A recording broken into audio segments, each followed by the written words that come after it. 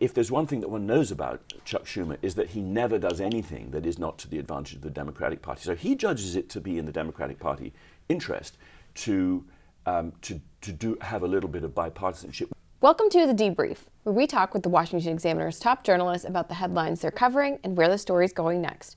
I'm Sarah Bedford, and I'm here with Editor-in-Chief Hugo Gurdon.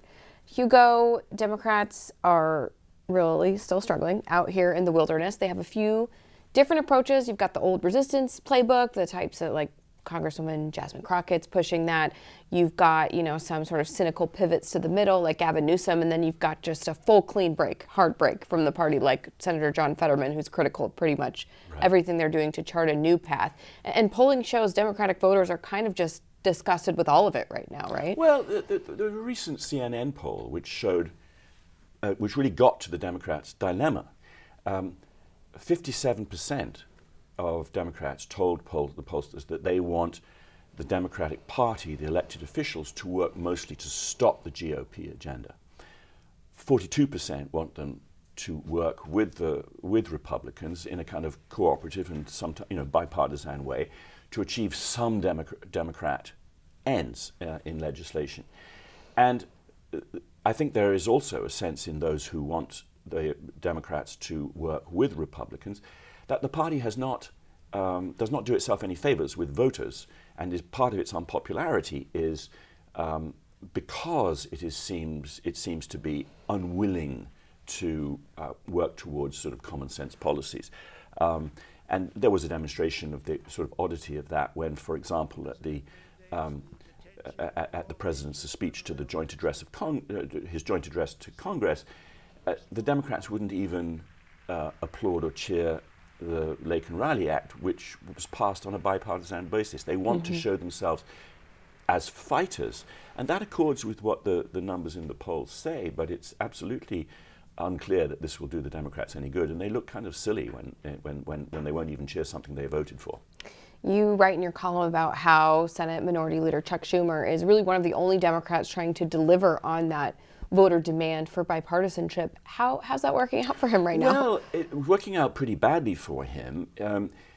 If there's one thing that one can say about Chuck Schumer throughout decades is that he has always worked for the advantage of the Democratic Party, and he was the leader of 10 Democrat senators who voted for cloture so that the Republican funding bill could go through. And he thought that that was best for the party and best for the country, as he went on a damage limitation tour afterwards explaining these were his motives.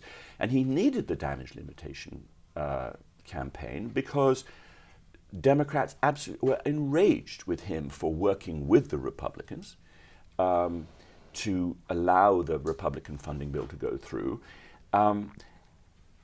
As I say, in the poll, only 42% of Democrats want that, and a considerably higher number want just all-out fighting against them. So,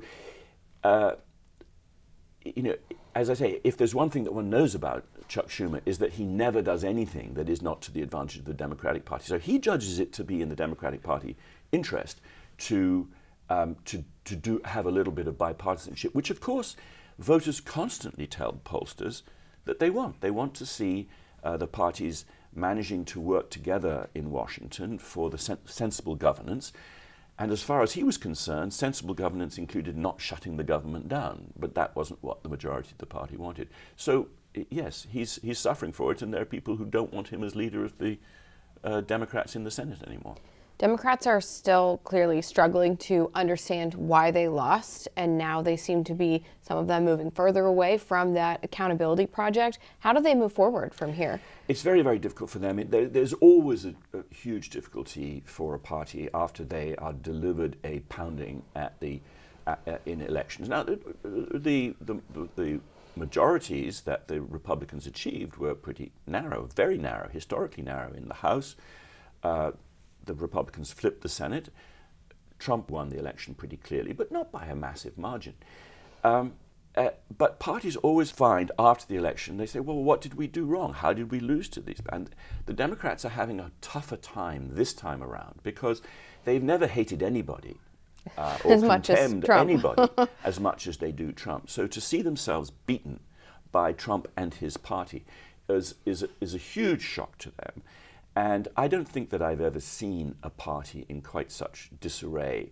And I remember watching after George W. Bush won his second term in 2004, and the dismay of the congressional leaders and John Kerry, who was the candidate at that time, and they were clearly in shock, but they're in deeper shock now.